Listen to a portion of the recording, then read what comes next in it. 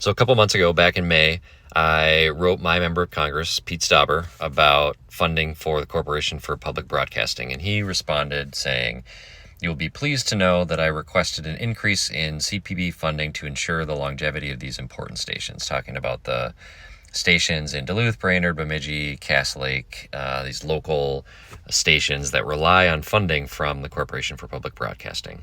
Fast forward to June, what happened? Here's the roll call vote on the funding for Corporation for Public Broadcasting. And here's his vote.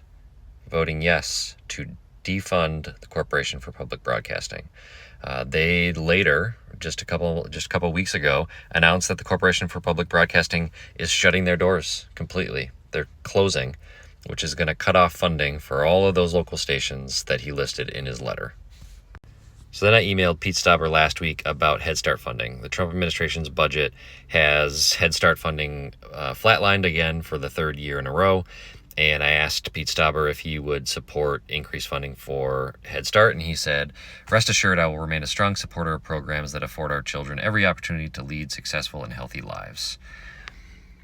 For some reason, I just don't believe him. He said he wouldn't vote to cut funding for the Corporation of Public Broadcasting. He voted to cut it. He said he wouldn't vote to cut Medicaid. He voted to cut Medicaid to give billionaires a tax break and saddle our children with trillions of dollars of debt. He said he